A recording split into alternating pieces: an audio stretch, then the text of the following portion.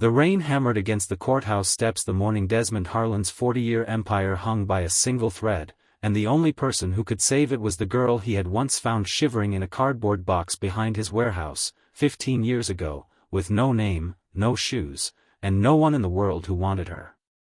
Before we continue, if stories about second chances and quiet miracles move you the way they move me, take a moment to subscribe to Hope and Wisdom, because we bring you a new one every single week, and trust me, this one will stay with you.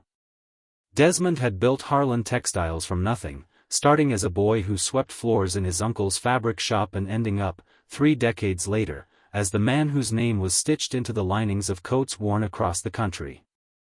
But on the particular autumn morning this story begins, none of that mattered. He was a widower with a 6-year-old daughter and a business teetering on collapse when he stepped out of his car during a supply run and heard something that sounded almost like a kitten crying behind a stack of broken pallets. What he found instead was a girl of about 7, hollow-cheeked, wrapped in a torn blanket that smelled of motor oil and rain, her eyes so guarded that they seemed older than the rest of her. She would not tell him her name. She would not tell him anything. She simply stared at him as though waiting to be told to leave, the way the world had apparently told her 100 times before. He should have called the authorities and gone on with his day. Instead, he crouched down in the gravel in his good suit and asked her if she was hungry, and when she nodded, barely, he drove her to the nearest diner and sat across from her while she ate 3 plates of eggs in complete silence. Something in that silence undid him. He thought of his late wife, who had always said that a man's real wealth was measured by who he chose to carry. By the end of that week, after exhausting every legal channel with a ferocity his own lawyers found unreasonable, Desmond had become her foster father, and within 2 years, her adoptive one. He named her Odette, after his grandmother, and he told her, on the day the papers were finalized, that she would never again have to wonder if she belonged somewhere. The years that followed were not easy.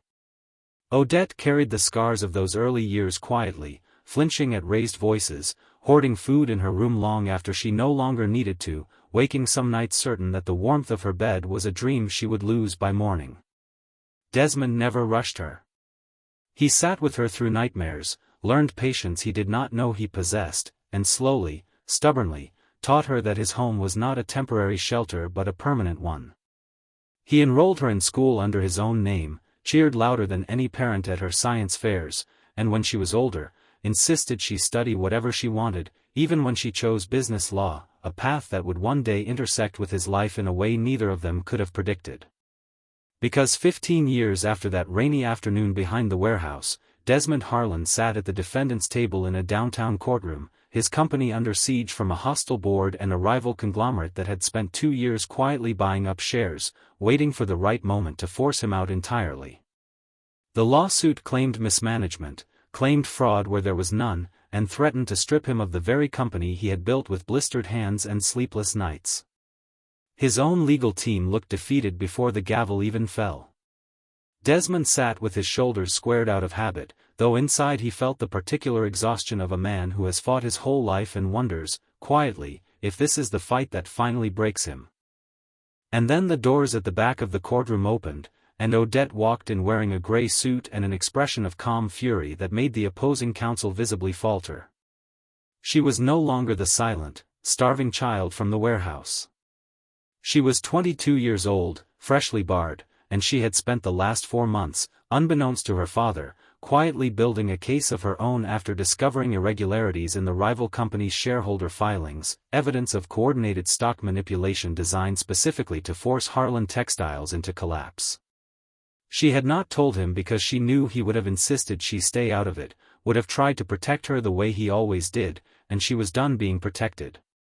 It was her turn to stand between him and the storm. What followed was not loud or theatrical. It was methodical, devastating, and precise, page after page of financial records laid bare in a voice that did not shake, even once, even when the opposing lawyers objected with increasing desperation.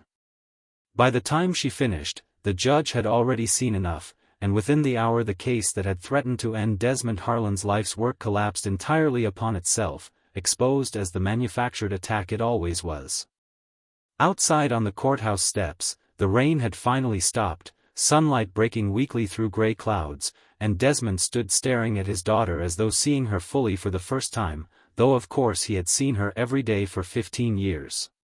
He did not have the words for what he felt, so he simply pulled her into an embrace right there on the wet stone steps, and she let him, the way the 7-year-old version of her never could have, and something in that embrace closed a circle that had opened the day he found her freezing behind a stack of pallets. He had saved her life once. She had just saved his.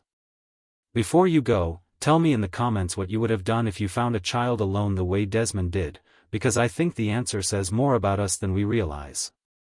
Sometimes the smallest kindness, offered without any expectation of return, becomes the very thing that saves us later, and if this story reminded you of that truth, don't forget to like, subscribe, and share it with someone who needs a little hope today.